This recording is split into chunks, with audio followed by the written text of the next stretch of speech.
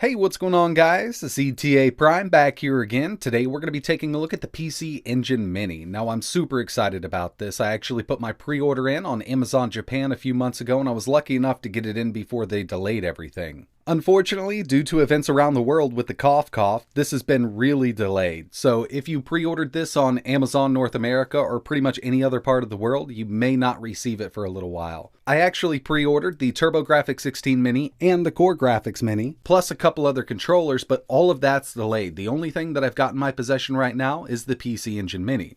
And to tell you the truth, this is the one I was most excited about. So let's go ahead and get this out of the box. We're going to go over the included games. We'll also take a look at the interface, test out a few games, and then I really want to see what CPU they're using in this, so I'll do a teardown.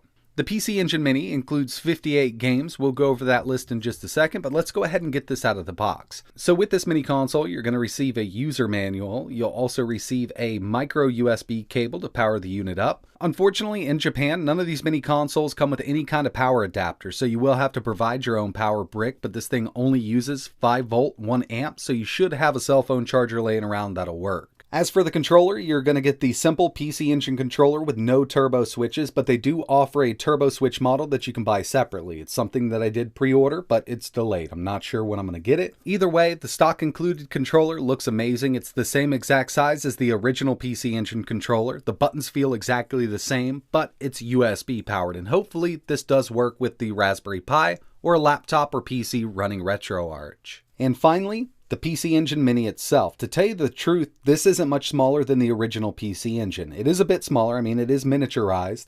The HuCard slot on the front is non-functional, but it does have the HuCard lock when you turn it on, which is pretty cool. Somebody will probably mod this out down the road. We have 2 USB ports on the front, and the expansion cover is still on the back here, which is really awesome. Now, you'll always have this off when it's plugged in, but it's cool that they included this. It's got a full-size HDMI and micro USB to power the unit up. They definitely did an amazing job miniaturizing the PC Engine. I'm in love with this little thing. They got the color exactly the same, and the whole thing just looks great. And by the way, they do include an HDMI cable with your console.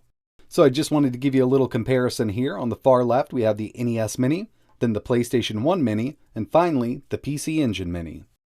So like I mentioned, for the Japanese PC Engine, which we have here, there's a total of 58 games. If you purchase the TurboGrafx 16 Mini, there's 57 games. But here's a list from Wikipedia. I don't think everything's listed here, but it's just going to make it a lot easier.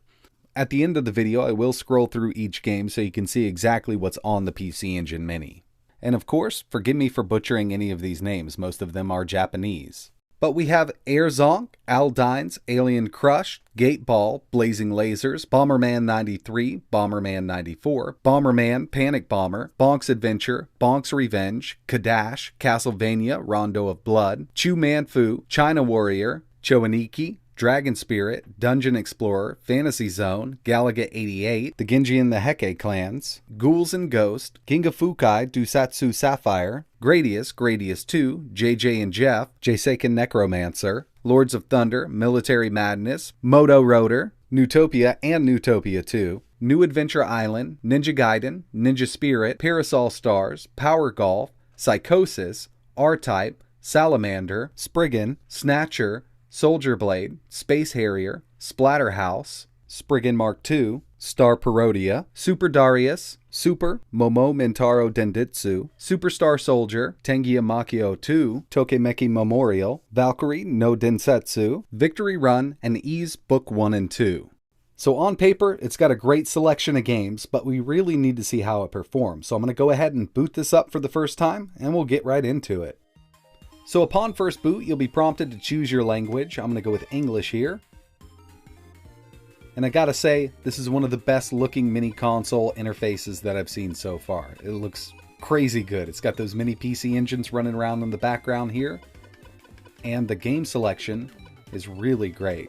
So as you can see, we have the PC Engine layout going here. But if we go down to the very bottom right-hand corner, we can select the TurboGrafx 16, and it gives us an amazing fade-out animation. So here we are on the TurboGrafx 16 side.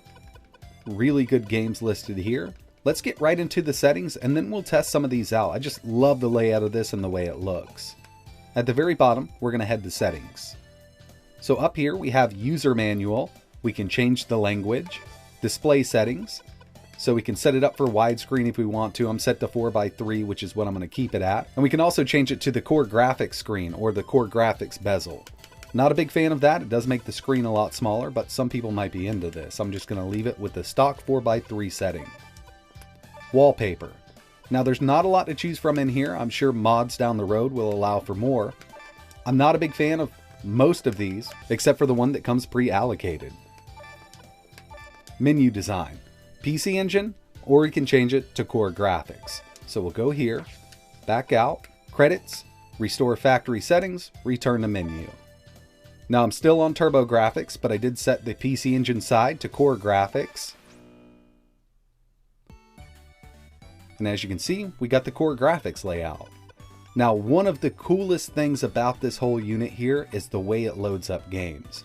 So I'm just going to go with Superstar Soldier, one of my favorite games. It takes the hue card, throws it in there, and loads the game up. Now, I'm going to back up, press start and select.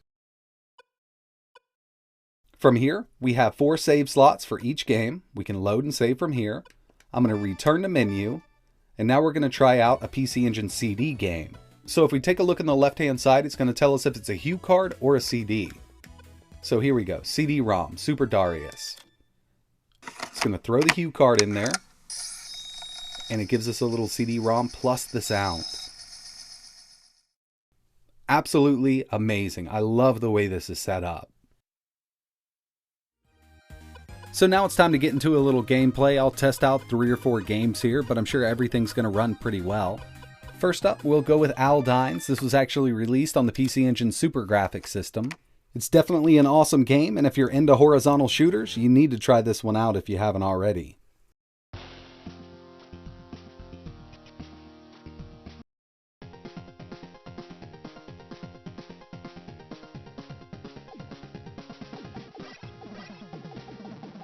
First off, it's very responsive. This controller feels great. Now, I can't wait to get a hold of a couple more of these. I definitely want to try these out with the Raspberry Pi. I've been looking for a good PC Engine controller for the Pi, or just a USB PC Engine controller in general, and this is probably the closest I'm going to get to stock without using an adapter.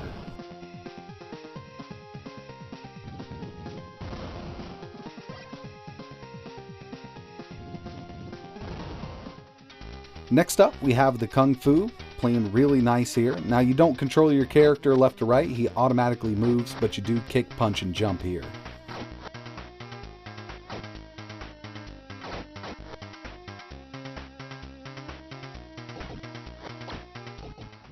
Here's Lords of Thunder, very fast-paced, side-scrolling shooter, and the music here is amazing with this game. Like most of the games for PC Engine, they just had some really good composers.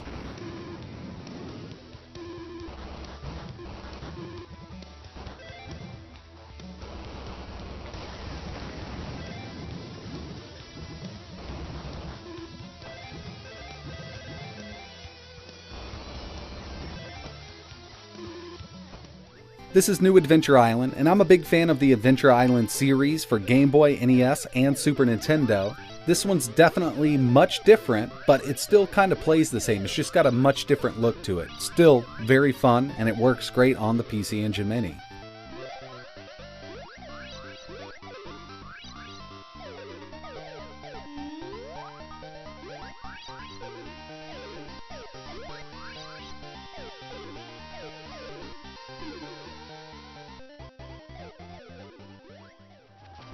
And finally, at least for this video, we have Ninja Spirit. Now, if you want just kind of a full gameplay video testing out each game, I can probably do that by the end of the week. Just let me know in the comments below, but I just wanted to test some games that I personally like playing.